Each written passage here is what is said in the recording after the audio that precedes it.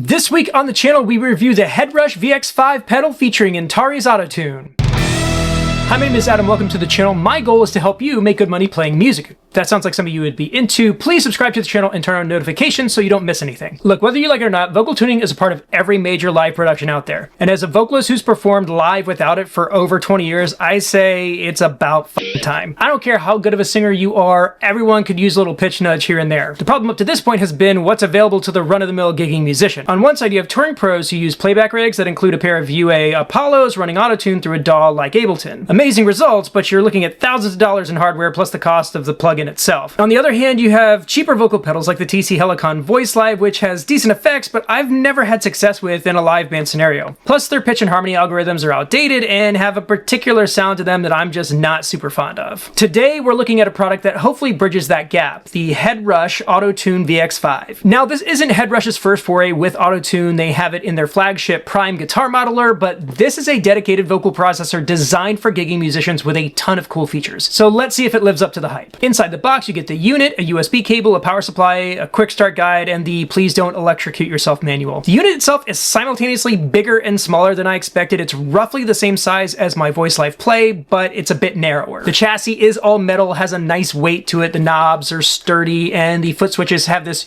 unique click that I'm actually enjoying. There is a small but clear color screen, and all the main functions have dedicated buttons, which is good because the last thing I want is to be buried in menus while everyone else in the band stares at me fiddling with stuff. The VX5's layout is pretty basic. You've got an XLR mic input with its own gain knob. It does have phantom power if you're running a condenser mic, guitar input and through so your harmonies can follow your chords. It has a balanced XLR output to go straight to the PA, headphone jack for silent practice, and then USB-B for recording, playback, firmware updates, and MIDI control. You can easily go from unboxing to performing in about 5 minutes, which means you can show up late to the gig and still be ready to go before your bass player even shows up to the venue. The unit comes with 99 pre-built presets that cover a ton of ground, and it shouldn't be hard to find a few of your favorites. Do you want a full video of each of these presets being demoed? Leave a comment if you do, and maybe I'll ruin an entire day putting that together. You also have 150 empty preset slots to create your own, which may be necessary depending on how you plan on using it.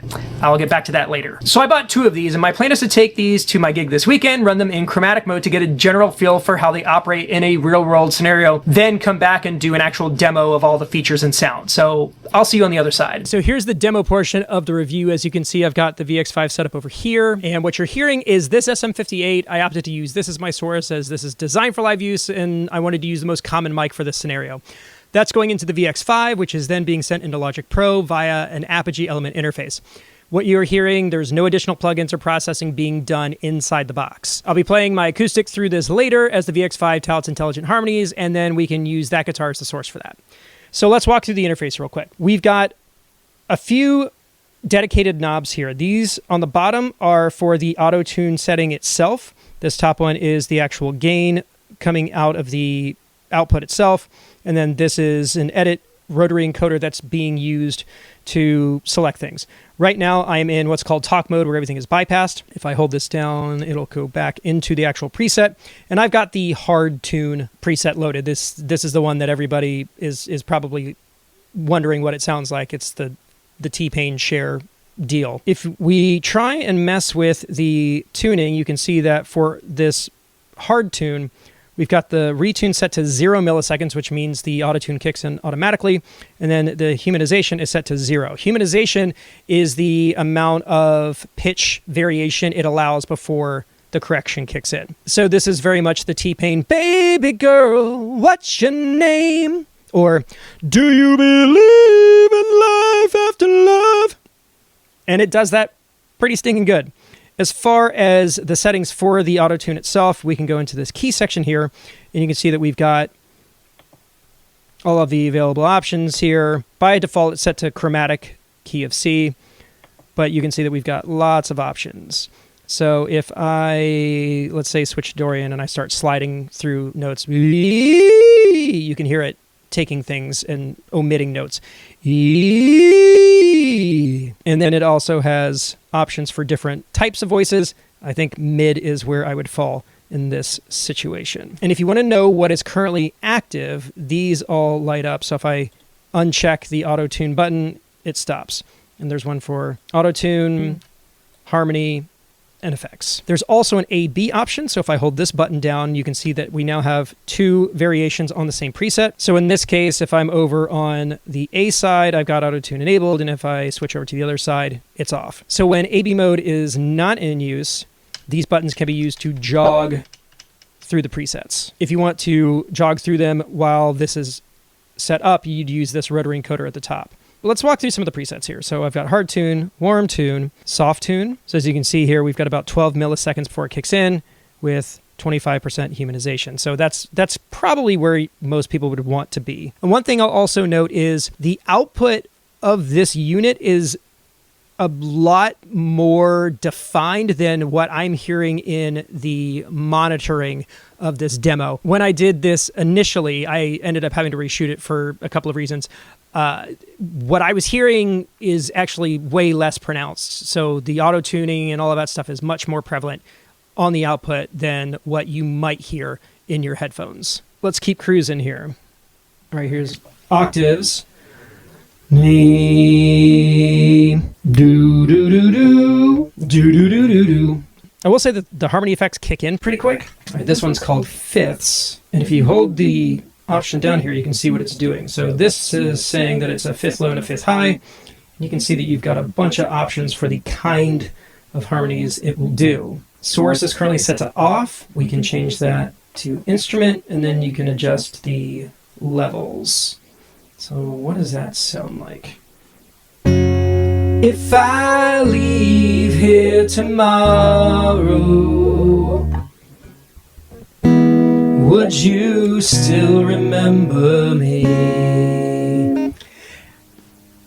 It's not great. I'm not gonna lie. It doesn't seem to really be picking that up very much. When I had initially done this, I didn't have my guitar turned up all the way, and more signal going into it definitely helps, but that's still not fantastic. Sha la la la la la la la la la la. Just one note though, the intelligent harmony stuff with the guitar input, that only applies to the harmonies. Your auto-tune is not affected by that at all. Those have to be manually configured when you want it to be in key. So as you can see, most of these presets are just riffs on the same style. So you've got mild verb over here, where there's 1, 2, and 3. And then some of these are kind of more effect focused. Check. So that's a delay in the tuning. Here's just straight reverbs. La la la. And some of these are kind of more specific. Mega, yeah, so that's kind of your, I am smelling like a rose. Hard mega. You could probably use this for like Video Killed the Radio Star maybe. I heard you on the wireless back in 52. Lying awake, intent and tuning in on you. That's pretty cool. And then above that we have the empty preset. So let's do that. Let's go into an empty preset. We'll build one from scratch. So let's do one. We'll add some tuning. We'll set it to, let's see, 25. We'll set it to 25 milliseconds with like 25% humanization. The intent here is for it to be subtle. Saying I love you is not the words I want to hear from you. Not too bad. So let's go over to effects. I'm going to go ahead and enable the effects and then hold this button down. This takes us to the effects layout here. So you can see that we've got 5 different categories of effects. So we've got a compressor. You can hear that just kick in. And we've got multiple compressor types: soft, mild, hard, and crunch. And then we also have a mix option of how much of that we want to hear. We'll do a soft compressor, and then we'll set the mix to 60. Why not? Next up, we have flavor. And flavor is a bunch of different effects. So if we turn flavor on, they've got one called Sizzle, which is kind of like an EQ sweetener type deal. But you can see that there's also basically like sound effects like megaphone, radio, lo-fi, tube, whatever zinger is, I don't know. Same deal, we've got a mix option. Let's set it to Sizzle, set it to 50, okay. Chorus, basic chorus, I'm not a fan of that, but you can see that there are some options here, but we're good with no chorus for the time being. Reverb, let's turn that on. Check.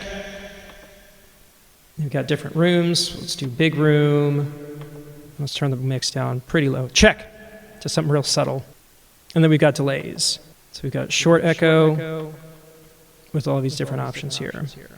So one thing I did want to note is that for the time being, there's no way to tap tempo any of these. And the measure that they use for timing is milliseconds, which is kind of a bummer. It would be really nice if there was some way to tempo sync this kind of stuff, but currently that's not an option.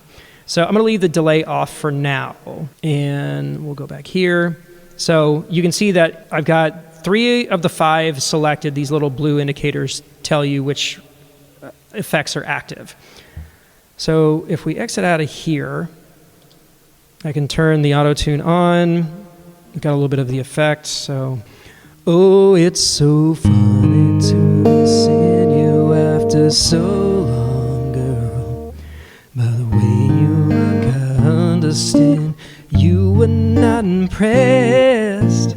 I heard you let that little friend of mine take off your party dress.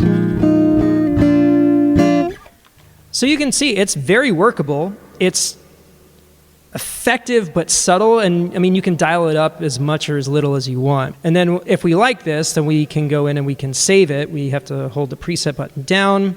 We have the option to save. We can save and rename. And then if you want to do that, you basically go in with each of these and you move over and you use the rotary encoder to pick your character. Now, one thing I will say that I was not expecting is that if I wanted to put the key in the preset, there's no sharp or flat characters in this, which feels like an oversight.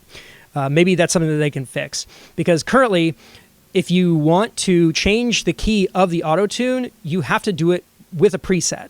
So if I want to have something that's in the key of C sharp, I have to go in and program it, and then I have to set it in here. But I can't use the sharp symbol because there isn't one. That feels like a bit of an oversight, but hopefully something that they can fix. And the way this works as far as presets go, you can use MIDI over USB to change the presets using program changes in whatever deal you're controlling. You can't just leave one preset up and change the key like the plugin version that you would use if you were doing this inside of Ableton. It's not the end of the world. I don't know if you saw in here, but there's an option to copy a preset. So if I wanted to do this in multiple keys, I could copy the preset and paste it into an empty slot and then, you know, change the key for each of them. So I would say if you're interested in this product, probably hold out for a little bit.